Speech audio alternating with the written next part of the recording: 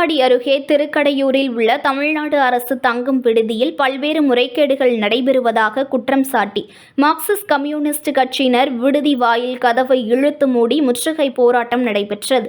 மயிலாடுதுறை மாவட்டம் தரங்கம்பாடி தாலுகா திருக்கடையூரில் தமிழ்நாடு சுற்றுலாத்துறை கட்டுப்பாட்டின் கீழ் தமிழ்நாடு தங்கும் விடுதி இயங்கி வருகிறது. இங்கு திருக்கடையூர் அமிர்தகடேஸ்வரர் கோவிலுக்கு வரும் பக்தர்கள் மற்றும் தரங்கம்பாடி சுற்றுலா தளத்திற்கு வரும் சுற்றுலா பயணிகள் உள்ளிட்டோர் தங்கி வருகின்றனர். இந்நிலையில் இந்த தங்கும் விடுதியில் பல்வேறு நிர்வாக குளறுபடிகள் நடைபெறுவதாக குற்றம் சாட்டி மார்க்சிஸ்ட் கம்யூனிஸ்ட் கட்சியினர் தமிழ்நாடு தங்கும் விடுதி வாயில் கதவை இழுத்து மூடி முற்றுகை போராட்டத்தில் ஈடுபட்டனர். போராட்டத்திற்கு கட்சியின் ஒன்றிய உறுப்பினர் பரமசிவம் தலைமை தாங்கினார்.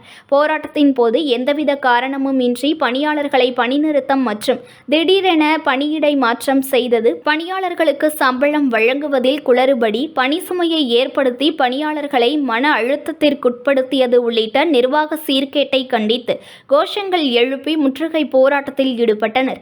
இதனை அறிந்த பொறையாறு இன்ஸ்பெக்டர் ஜெயந்தி மற்றும் போலீசார் சம்பவ இடத்திற்கு சென்று போராட்டக்காரர்களிடம் பேச்சுவார்த்தை நடத்தினர். இதனைத் தொடர்ந்து அவர்கள் கலைந்து சென்றனர். இந்த போராட்டத்தால் தமிழ்நாடு தங்கும் விடுதியில் தங்கி இருந்தவர்கள் வெளியே செல்ல முடியாமல் சுமார் 1 மணி நேரம் தவித்தனர். இதனால் இப்பகுதியில் சிறிது நேரம் பரபரப்பு ஏற்பட்டது. News1 தமிழை லைக் பண்ணுங்க, கமெண்ட் பண்ணுங்க, ஷேர் பண்ணுங்க, மறக்காம சப்ஸ்கிரைப் பண்ணுங்க.